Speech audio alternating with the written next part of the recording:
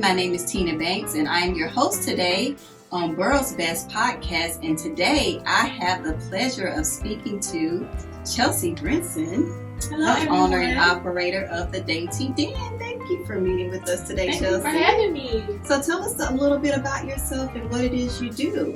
Okay, so I was born in Perry, Georgia. That's where my mom is from. But I was raised in Statesboro. So my mom went to Georgia Southern. My dad's from Statesboro, and that's how they met. So I graduated from Statesboro High School in 2012. I then went to Atlanta and attended Spelman College and got a degree in psychology.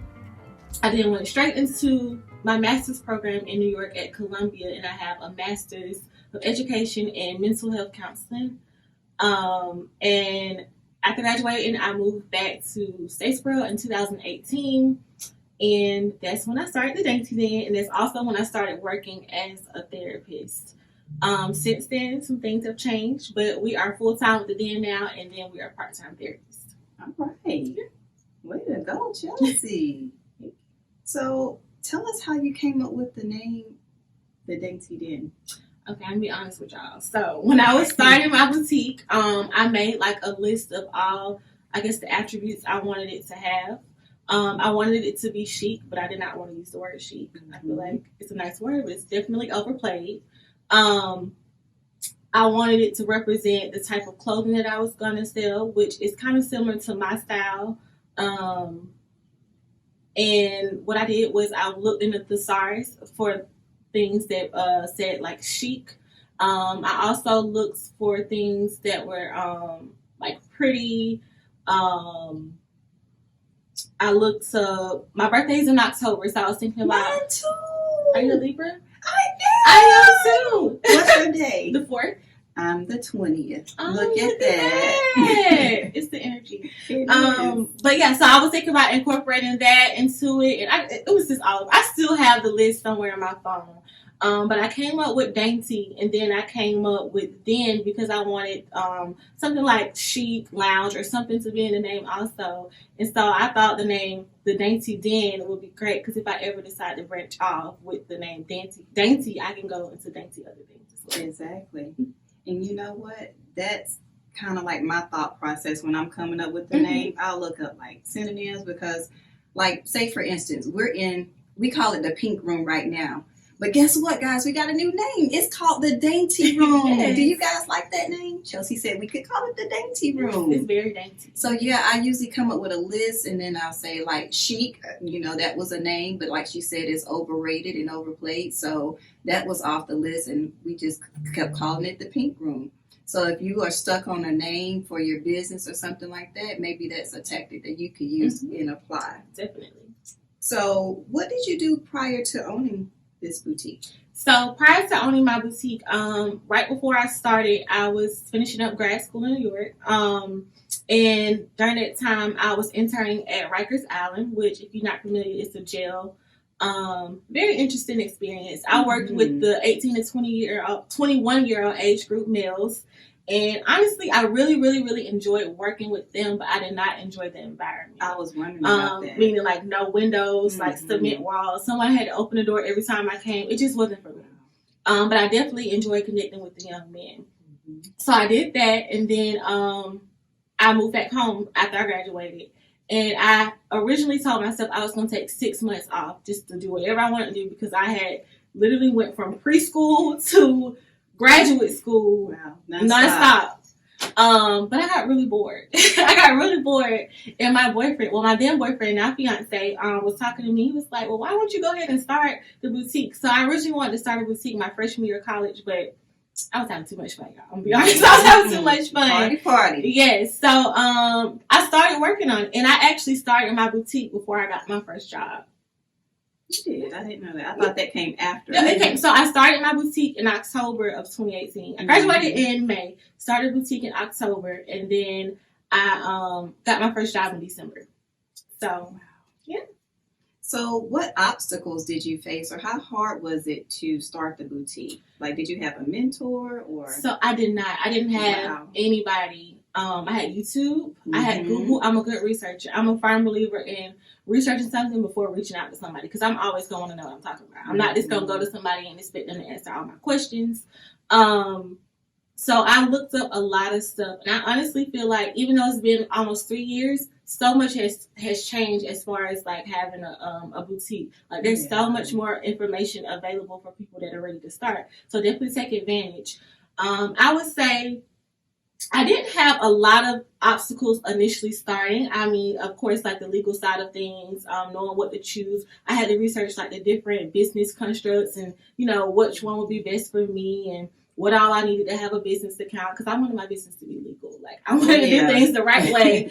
Gone are the days of sole proprietorships, you guys. Yes. I mean, it may apply for a few businesses, but really you want to form your business the right way. Right, and when you're starting out. So I did start off as a sole proprietor because I didn't know a lot, which I'm glad I did because I probably would have did it the wrong way if I would have filed for LLC or something else back then. I think most of my obstacles came within me scaling my business.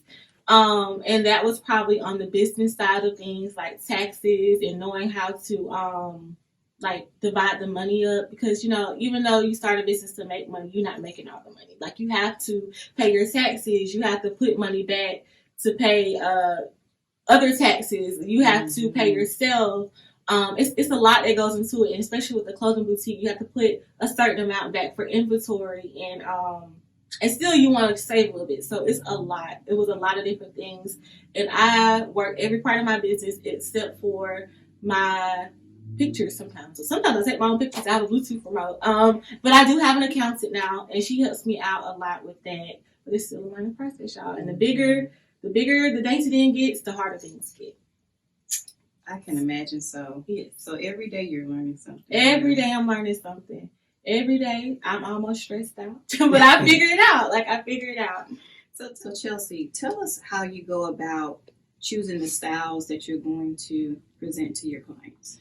Okay, so initially, everything I bought was something that I felt like I would wear, and that still plays a huge role in it because, like I said, that was kind of my base for the type of clothing I wanted to sell. But I'm really big into 90s fashion. I love shoulder pads and I like everything that's like puff sleeves. I also like things that look very effortless, so you don't have to do a lot for it. Statement tops are really big at the Dainty Den. Jumpsuit sets. But as far as if I have a specific person, I don't really have a specific person I look to for style for the den, but I definitely have an era. I like a lot of vintage looking stuff. So yeah, I don't know if that answered the question very well, but yeah. So you said that you quit your job. Yes, I quit my job to do this full time. Yes. Tell us about that leap that you made, because some people get stuck. They do. They're scared. They want to stay for the benefits.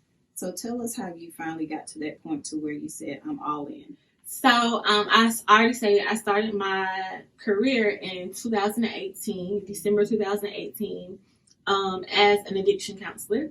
I enjoyed it, but I did not enjoy it as much as I enjoyed my business. So I was scared. I'm not going to lie. I wasn't scared because at that time, I don't think the Dainty Den was I wasn't making enough profits to, match what I was making at my job.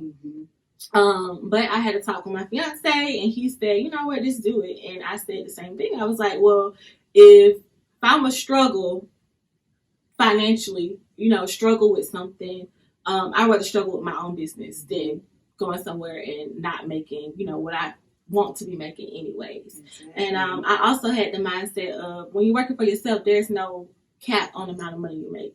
When you work with somebody else, they're going to pay you a salary. So I can easily make more money working for myself if I work hard enough, whether it's just the Dainty Den or if it's the Dainty Den and me doing other things, then I can make working for somebody else. So that's what. It was literally a leap of faith. It was literally a leap of faith. It still is a leap of faith. I still am. This one actually makes 1 year since I've been a full-time entrepreneur. Congrats. Thank you. It's been a roller coaster ride. We have really good months. We have months that I'm like, okay. But I am still doing some contract work as a therapist. And I do enjoy it. I'm still doing some work with addiction patients, and I want to get more into the mental health, so hopefully I'll be able to do that soon. But I definitely plan to stay full-time with the den and then part-time / contract with therapy. I think that's a good combination. Yeah, I think it is too. And in a way, I feel like the Dainty Den is therapeutic for me because I get to connect with other women all the time, whether it's on a pop-up shop or someone emailing me or messaging me saying, you know, my birthday is coming up. Do you have something I can wear? And I'm like, well, what kind of look you want to go for? And it's just, I like to make people feel good about it. So. Yeah, so you do consulting with it. Yes, I do a little bit of consulting, unofficially. Maybe officially soon. Okay. So, how do people get in touch with you to, get to purchase items? So I have a website, which is www.shopthedaintyden.com. We're on Instagram and Facebook. We're also on Twitter, and it's the Dainty Den on those things. And then my email address is hello@shopthedaintyden.com. A lot of people that are local follow me on my personal page on Facebook also, which you can connect with me through there. But I have a lot of out of town customers now, so I ship a lot of orders, and they all shop through the site. So I only do sales through the site unless I'm doing a pop-up shop. Okay, let's talk about the pop-up shop. You have one coming up really soon. Yes, so one of my sister boutiques, May Boutique, is having a relaunch fashion show next weekend in Augusta. I cannot think of the actual venue name, but it's posted on my Facebook, and I'm going to post it on my Instagram. So it's next Friday, the 13th. I believe it's 13th. And she is relaunching her business, and the Dainty Den will be set up there supporting her as a vendor. So I'm really excited about that. That is exciting. Yes, it's going to be one of our first pop-up shops for this season. Well, it is going to be the first pop-up shop for this season. I think we actually only did one other pop-up shop this year. We used to do a lot, but with COVID and everything, we had to kind of slow down. Right. But I also host pop-up shops. I try to host at least one a year.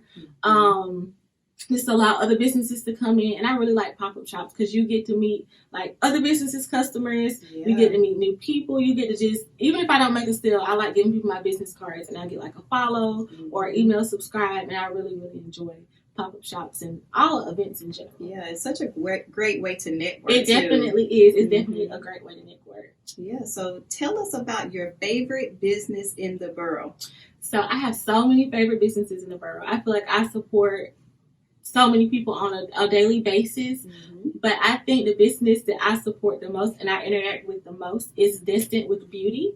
That is my makeup artist. Her name is Nay.